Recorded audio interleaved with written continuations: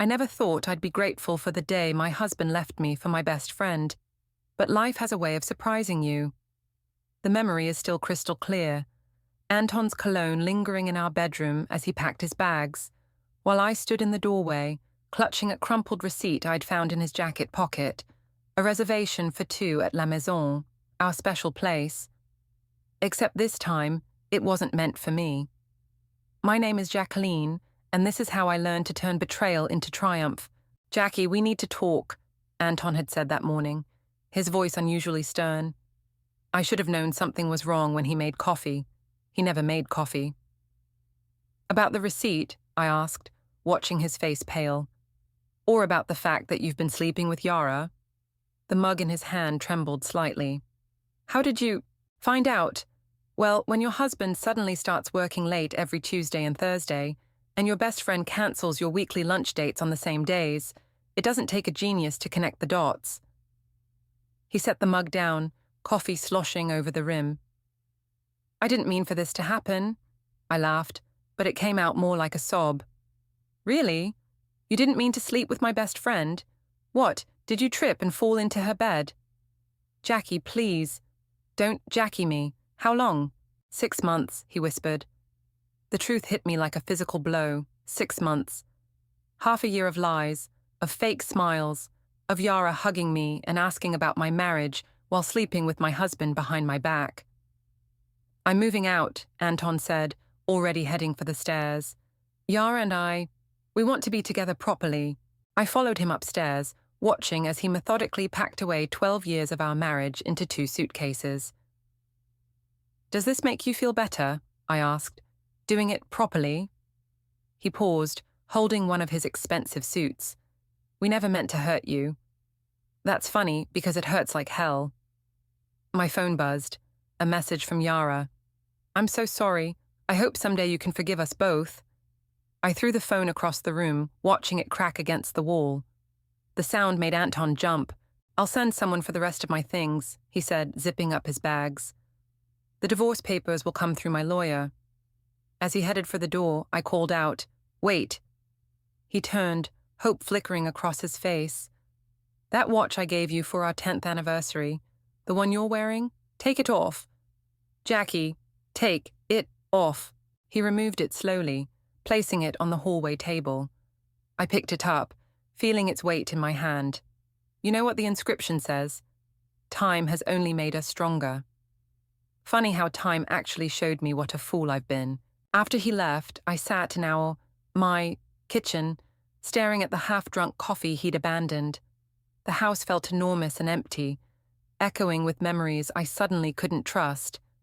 Photos on the walls mocked me. Happy couples, friendly gatherings, Yara as my maid of honor at our wedding. The doorbell rang.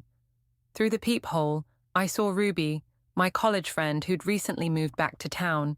I came as soon as I saw your text, she said, wrapping me in a tight hug. What do you need? Ice cream? Wine? An alibi? For the first time that day, I laughed genuinely.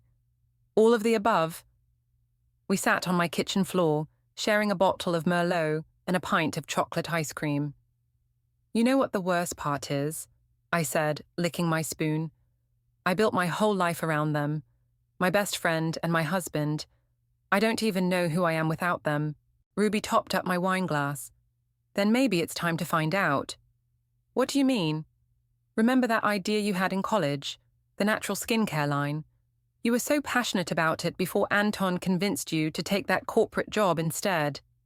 I blinked, memories flooding back. That was just a dream. Maybe it's time to make it reality, Ruby said, her eyes sparkling.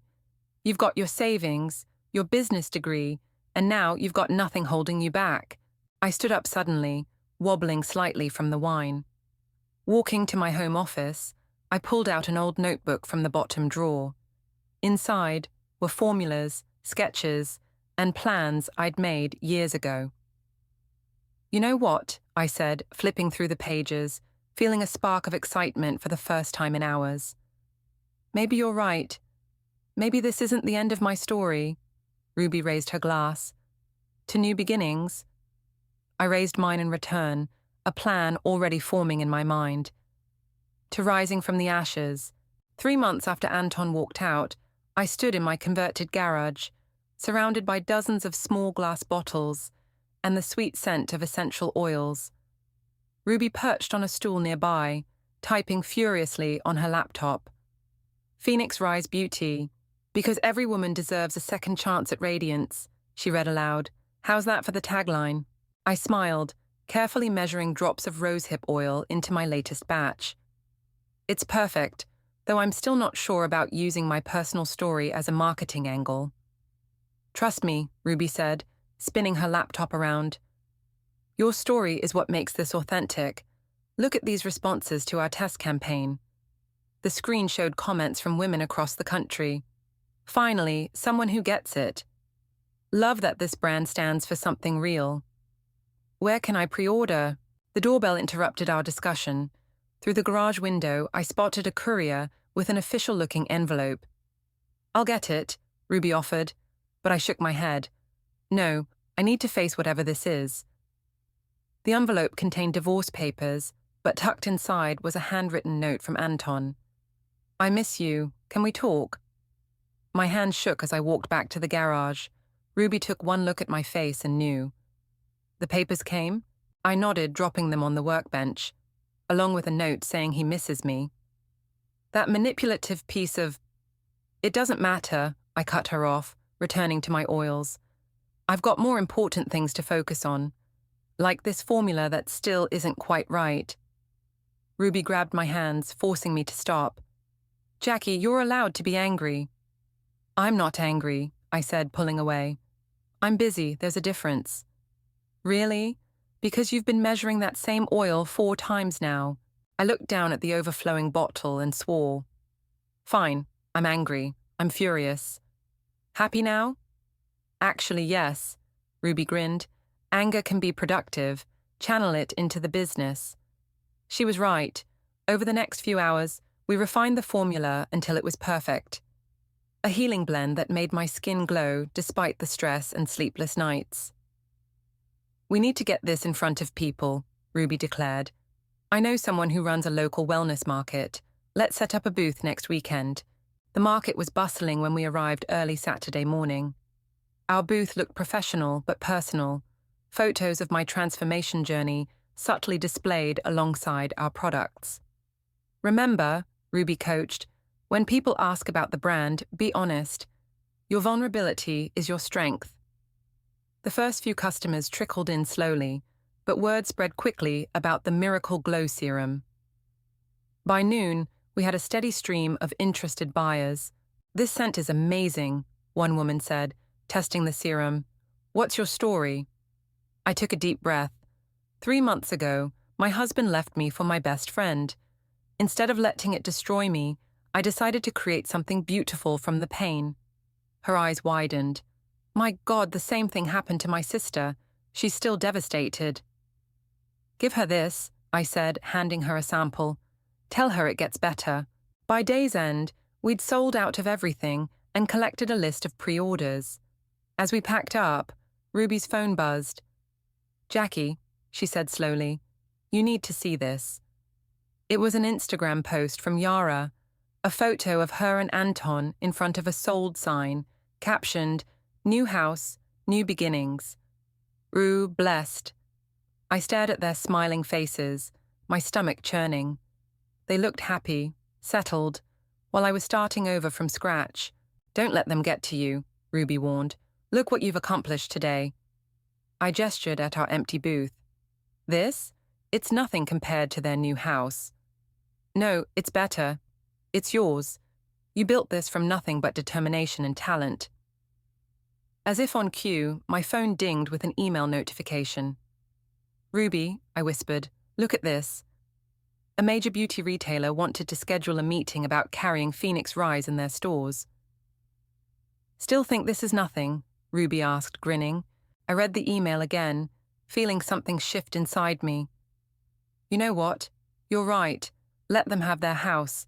I'm building an empire. Back home, I finally opened the divorce papers. Instead of feeling devastated, I felt lighter. I signed each page with steady hands, then sealed the envelope. To new beginnings? Ruby asked, pulling out a bottle of champagne.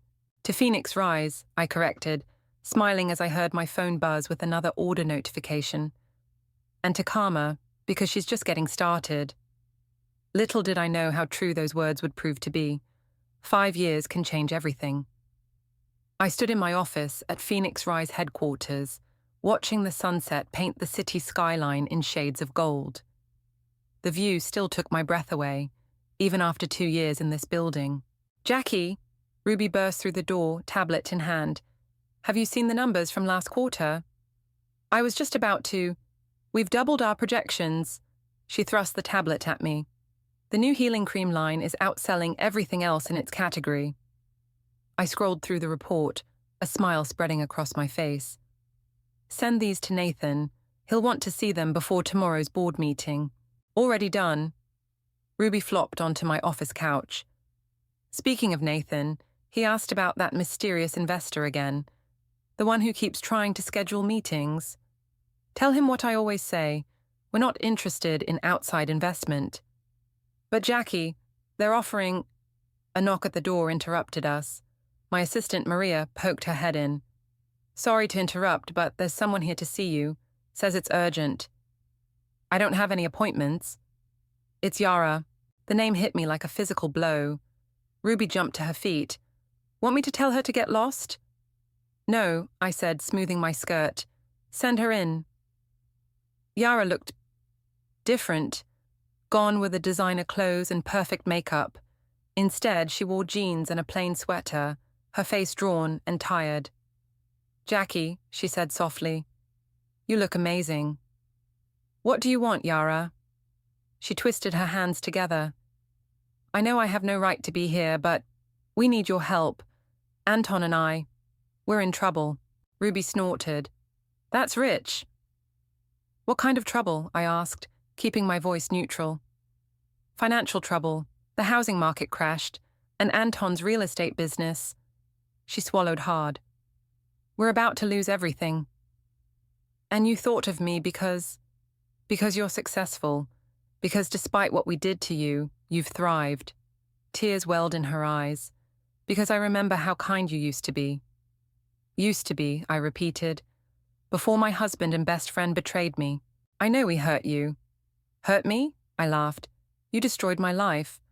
Or at least you tried to. Please, she whispered. Just talk to Anton. He's outside. Of course he was. I walked to my office door and opened it. Sure enough, there he stood, looking older and considerably less polished than the man who'd walked out 5 years ago. Hello, Jackie, he said. It's Jacqueline, I corrected. Only friends call me Jackie. He flinched. Right, Jacqueline. You've done well for yourself. I have, no thanks to you. Ruby cleared her throat. Should I call security? I considered it for a moment, then had a better idea. No, let's hear them out. We moved to the conference room where Anton laid out their situation. Bad investments, mounting debt, and a market crash had wiped them out. They were 3 months away from bankruptcy. We're not asking for a handout, Anton said, but maybe a partnership. Your brand is growing and I still have contacts. The contacts that are currently avoiding your calls, I interrupted. He had the grace to look embarrassed. We can still bring value to your company. I stood up, walking to the window. Below, the Phoenix Rise logo glowed against the darkening sky. 5 years of hard work, of rebuilding myself from nothing, of proving them wrong. I'll think about it, I said finally. Really? Yara's face lit up. I'll have my team review your situation and get back to you in a week. After they left, Ruby exploded. You can't seriously be considering helping them. I smiled, a plan already forming in my mind. Remember what you told me 5 years ago, about anger being productive? Yeah. Well, I'm about to be very productive. I picked up my phone. Get me Nathan. We need to talk about that mysterious investor. Later that night, I sat in my home office, reviewing old photos on my laptop.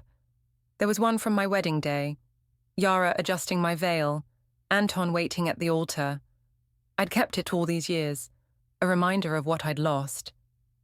Now, looking at it, I saw something different, a reminder of what I'd gained: strength, independence, power. My phone buzzed with a text from Nathan. Did some digging on Anton's business. You're going to want to see this. I smiled, closing the laptop. Time has only made us stronger, I whispered, echoing the words from that long-ago watch inscription. But this time, I was the one who was stronger, and they were about to find out just how much. Nathan spread the documents across my desk, his reading glasses perched on the end of his nose. Look at this, he said, pointing to a highlighted section. Anton's been moving money between shell companies for years. Is it illegal? I asked, scanning the papers. Not technically, but it's sketchy as hell. Nathan leaned back in his chair. He's been using these companies to hide assets. The question is, from whom? Ruby, who'd been unusually quiet, spoke up from her corner. From his investors, obviously, the ones he screwed over. Exactly, Nathan said. And here's where it gets interesting. One of those shell companies. It's still active, and it's sitting on a decent amount of money. I raised an eyebrow. How decent? 2 million, give or take. Ruby whistled. So much for being broke. Oh, they're broke, Nathan corrected. This money is tied up in legal knots. Anton can't touch it without exposing his whole scheme. I drummed my fingers on the desk. But someone else could. Nathan's eyes twinkled. With the right paperwork and the right pressure, absolutely. The intercom buzzed. Ms. Jacqueline? Mr. Anton and Ms. Yara are here for their appointment. Perfect timing, I smiled. Send them in. They looked even more desperate than last week. Anton's shirt was wrinkled, and Yara's hands wouldn't stop shaking. Thank you for seeing us again, Anton said, taking a seat. I gestured to the papers on my desk. I've been reviewing your situation. And? Yara leaned forward eagerly. And I'm willing to help. I paused, watching their faces light up. On certain conditions. Anything, Anton said quickly. Too quickly. First, I want full transparency. Every account, every transaction, every business deal from the past 5 years. Anton's face paled slightly. That's a lot of paperwork. Is it? I asked innocently. I thought you kept good records. We do, it's just... Just what, Anton? Is there something you don't want me to see? Yara touched his arm. Anton, we have to tell her. Tell me what? Anton loosened his collar. Some of our business dealings were...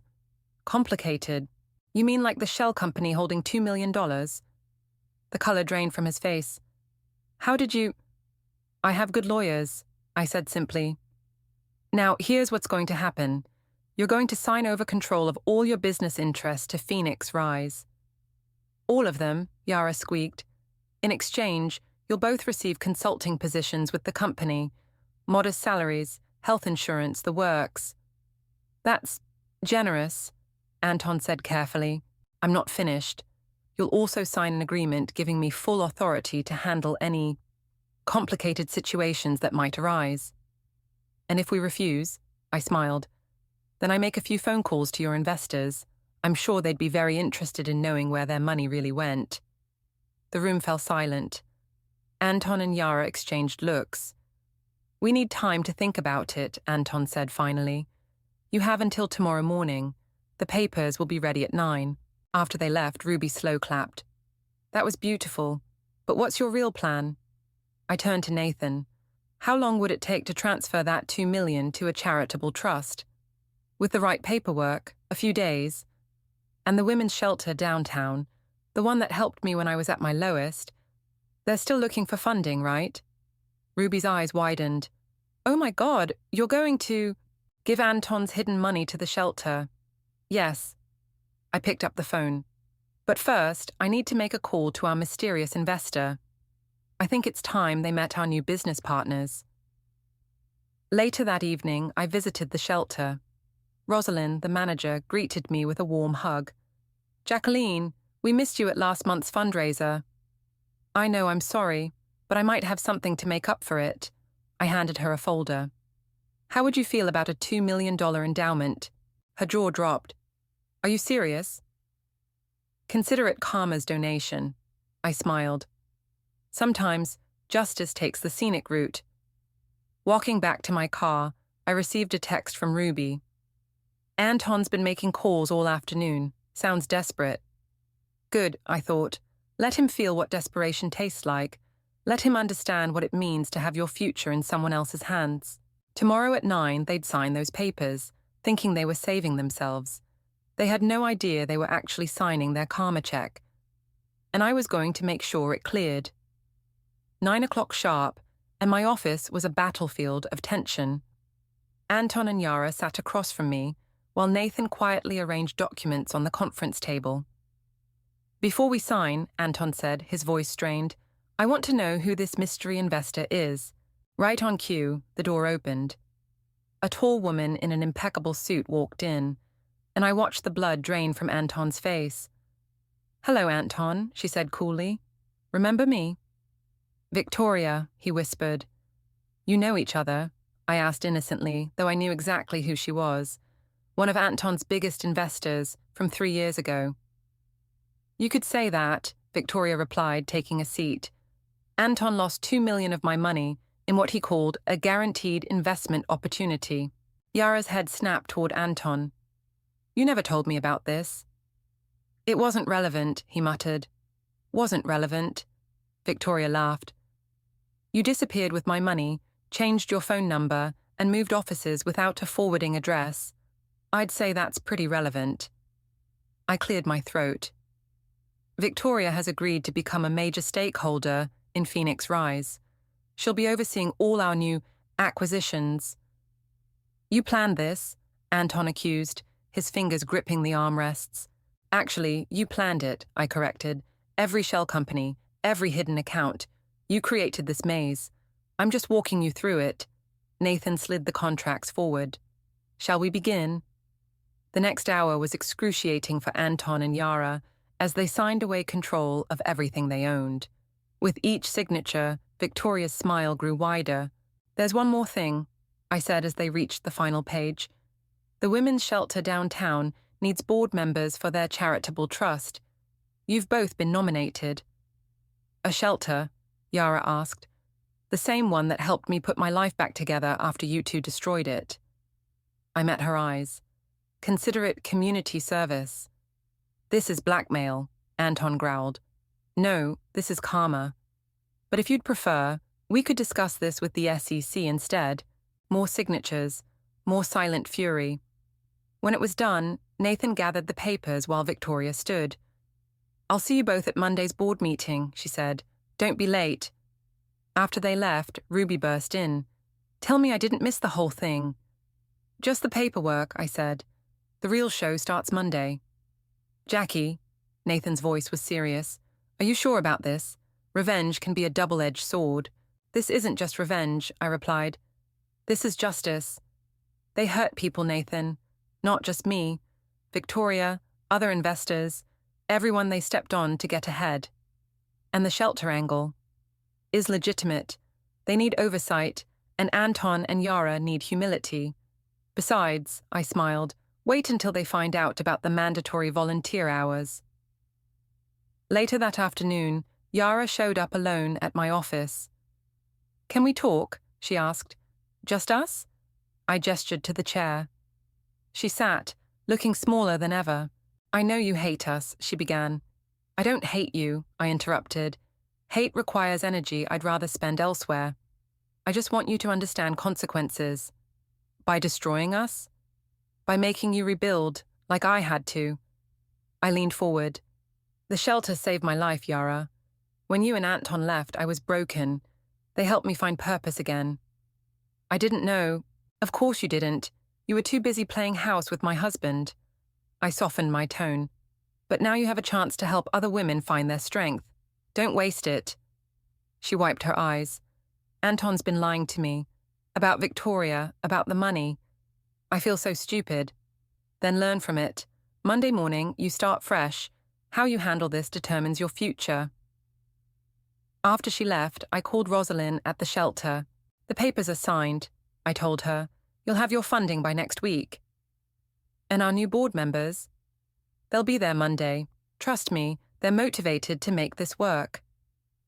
You're either an angel or a genius, Rosalind laughed.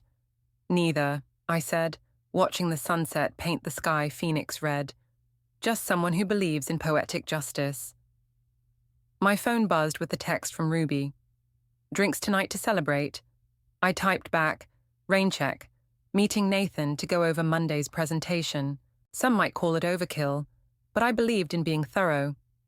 Monday would change everything, not just for Anton and Yara, but for every woman who would find shelter and support thanks to their hidden millions.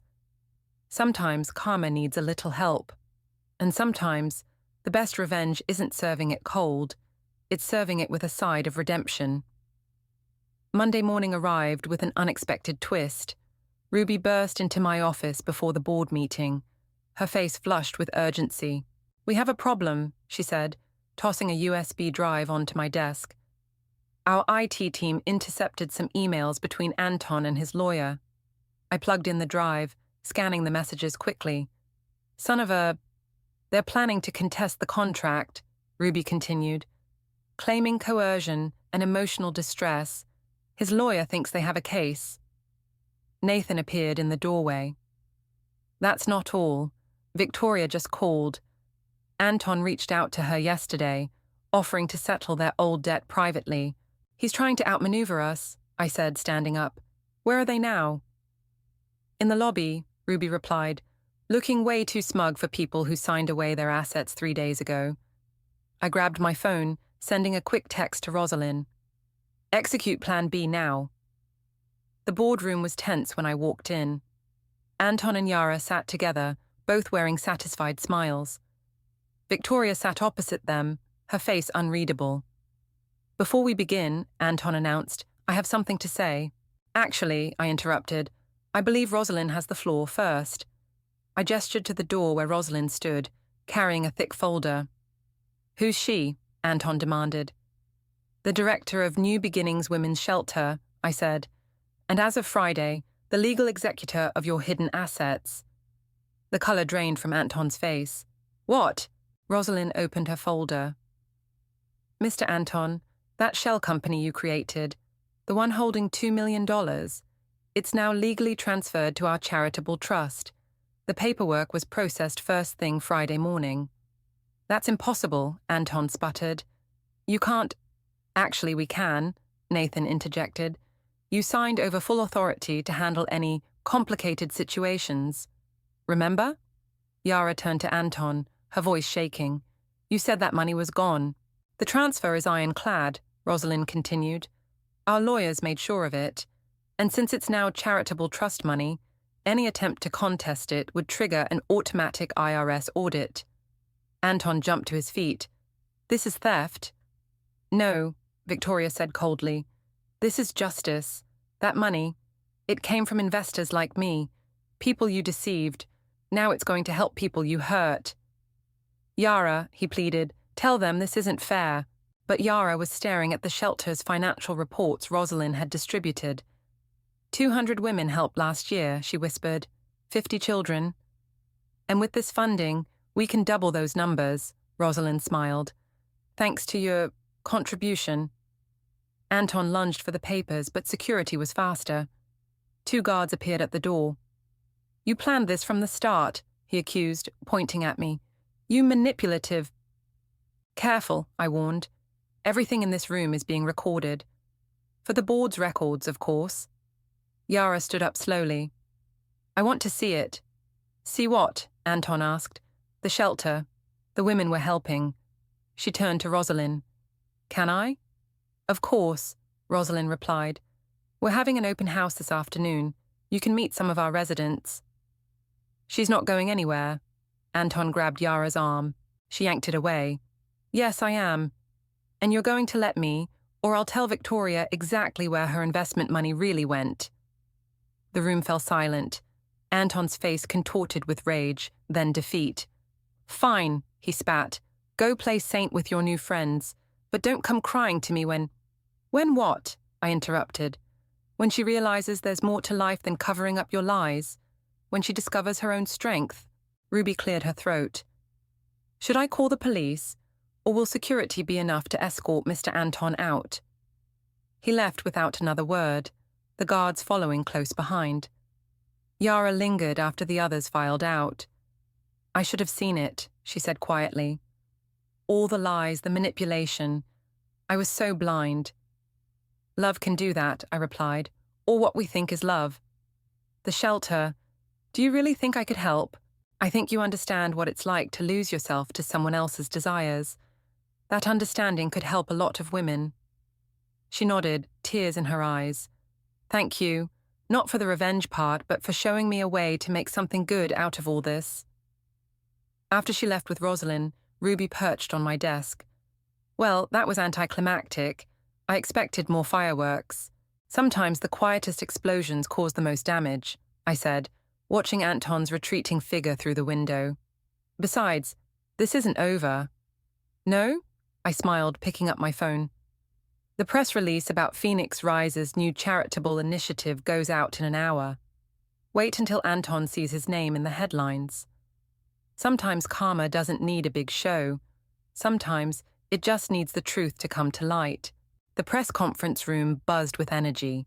Reporters filled every seat, cameras flashing as I took my place at the podium. Ruby stood to my right, Victoria to my left, with Rosalind and, surprisingly, Yara seated in the front row. Thank you all for coming, I began. Today, Phoenix Rise is proud to announce our largest charitable initiative to date, a $5 million endowment to New Beginnings Women's Shelter. The room erupted with questions. I held up my hand for silence. This initiative was made possible through a unique partnership. Would Anton Dawson please join me at the podium? The room fell silent. Every head turned toward the back, where Anton stood frozen, having just walked in. He'd clearly come to disrupt the proceedings, but now found himself in the spotlight. Anton, I prompted, would you like to tell everyone about your generous contribution? He strode forward, fury evident in every step. This is a setup, he hissed as he reached the podium. Is it? I turned to the reporters. $2 million of this endowment comes directly from Mr. Dawson's previously undisclosed assets. Assets that, until recently, were hidden from his investors and the IRS. The camera flashes intensified. Anton gripped the podium, knuckles white. That's a lie, he said into the microphone. Victoria stepped forward. Is it? I have the paper trail right here. She held up a folder. Would you like me to share it with these reporters? A journalist in the front row stood up. Mr. Dawson, is it true that you lost millions in investor funds through shell companies? Another reporter jumped in. Are there other hidden accounts we should know about? Anton's face turned red. No comment.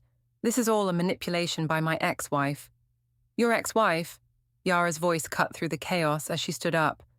Is trying to help people. Unlike you, who only helps yourself. The room went dead quiet. Anton stared at her in disbelief. Yara, what are you doing? The right thing, finally. She turned to the reporters. I've spent the past week at New Beginnings, seeing firsthand what this money can do. Women and children who've lost everything, just like I lost myself with you, Anton. More cameras flashed. More questions flew. Anton backed away from the podium, but there was nowhere to hide. If you'll direct your attention to the screens, I continued smoothly, you'll see our comprehensive plan for the endowment funds. The presentation played, showing before and after photos of the shelter, stories of women who'd rebuilt their lives, and detailed financial projections. But the reporter's eyes kept darting between Anton's crumbling facade and Yara's quiet dignity. Ms. Jacqueline, a reporter called out, what inspired this initiative? Sometimes, I said, looking directly at Anton, the best way to heal from betrayal is to turn it into something beautiful. Every woman deserves a second chance at happiness, at success, at life. This isn't over, Anton muttered as he stormed toward the exit. Actually, it is, Victoria called after him. The SEC would love to hear from you, by the way. They're very interested in those shell companies. The door slammed behind him. In the ensuing chaos of questions and camera flashes, Yara made her way to the podium. "I'd like to announce something else," she said, her voice shaking but determined.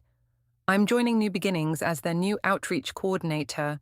My experience, my mistakes, they can help other women avoid the same traps." Ruby squeezed my arm. "Did you know about this?" I shook my head, watching as Yara handled questions with growing confidence. The broken woman from last week was gone, replaced by someone stronger, someone real. After the press conference, Rosalind pulled me aside. "You've started something bigger than revenge here," she said. "This morning, we received 3 calls from other women wanting to share their stories, wanting to help." "Sometimes karma works in mysterious ways," I replied, watching as Yara gave an interview to a local news station. My phone buzzed with a text from Nathan. "SEC just called.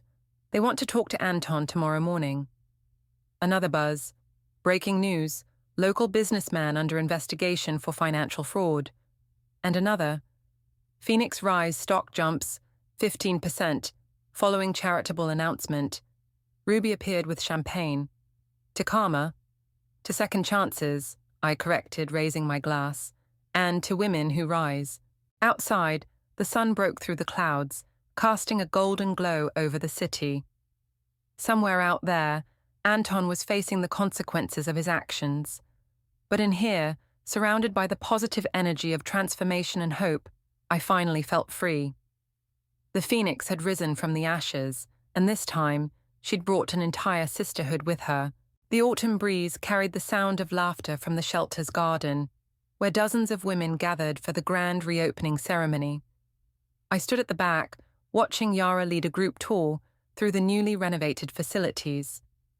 "And here's our Career Development Center," she explained, gesturing to a bright room filled with computers. "Every woman deserves the chance to rebuild her life on her own terms." Ruby appeared beside me, holding 2 cups of coffee. "Have you seen the morning news? About Anton. Hard to miss." The headlines had been everywhere. "Local businessman pleads guilty to financial fraud." Anton had taken a plea deal, avoiding jail time, but accepting hefty fines and community service. His reputation was in tatters, his business contacts gone. "Jacqueline," a soft voice interrupted my thoughts. I turned to find Maria, one of the shelter's residents, holding a small gift bag. "We wanted you to have this." Inside was a handmade phoenix pendant, crafted from copper wire and colored glass. "We all made one in art therapy," Maria explained. "It reminds us that we can rise from anything." Before I could respond, Nathan rushed over. "You need to see this," he said, holding up his tablet. On the screen was a social media post from Anton. "To everyone I've hurt through my actions, I'm sorry. Especially to Jacqueline and Yara. You turned my biggest mistakes into something meaningful. I don't deserve forgiveness, but I'm grateful for the lesson." "Wow," Ruby whispered. "Hell really did freeze over." Victoria joined our group, reading over Nathan's shoulder. "Too little, too late." "Maybe not," I said, watching Rosalind lead another group of women through the garden. "Sometimes late is better than never." The ceremony continued with speeches and testimonials. When it was my turn to speak, I looked out at the crowd, survivors, supporters, journalists, and even a few familiar faces from my past. 5 years ago, I stood in these gardens, broken and lost. Today, I stand here whole, surrounded by an army of phoenixes. I touch the pendant at my neck. We're not defined by who hurt us, but by how we rise above that hurt, and we rise higher when we rise together. After the ceremony, Yara pulled me aside. "There's someone who wants to meet you." She led me to a young woman sitting alone in the garden. "This is Lily. She left her husband last week after finding out about his affair with her cousin." The woman looked up, tears in her eyes. "Yara told me your story, how you turned your pain into power. I need to know how." I sat beside her, taking her trembling hands in mine. "First, you need to know something. This isn't the end of your story. It's the beginning." "But it hurts so much." "Pain is fuel," I said, remembering my own darkest days. The trick is choosing what to do with it. Ruby appeared with a Phoenix Rise gift bag. Maybe start with this. Our healing serum works wonders on crying-induced puffy eyes. Trust me, I helped develop it. Lily managed a small laugh, and something in my heart settled. This was why everything had happened, not for revenge, but for moments like this. Later, as the sun set over the garden, I found myself alone by the fountain. The water sparkled with coins, wishes made by women dreaming of better tomorrows. Making a wish? Nathan asked, joining me. I don't need to anymore. I pulled out a familiar object from my purse, the watch I'd taken back from Anton years ago. But someone else might. I handed it to Nathan. Have it engraved with "Time heals all wounds" and add it to the shelter's fundraising auction. Poetic, he smiled. You know, when you first told me your revenge plan, I thought you were making a mistake. But this... He gestured to the thriving shelter, the laughing women, the new beginnings blooming everywhere. This is better than revenge. It's justice, Ruby added, appearing with Yara. Sweet, constructive justice. The four of us stood there, watching the last rays of sunlight paint the sky in shades of orange and gold. A phoenix sunset, I thought. My phone buzzed with a message from Rosalind. 3 more women just checked in. They saw the news coverage. They're ready to rise. I smiled, touching the phoenix pendant at my neck. Some people might call it karma, others might call it justice. But standing there, surrounded by the evidence of pain transformed into purpose, I knew what it really was. It was hope, rising from the ashes of despair, spreading its wings to shelter others in their darkest hours. And that was the sweetest victory of all.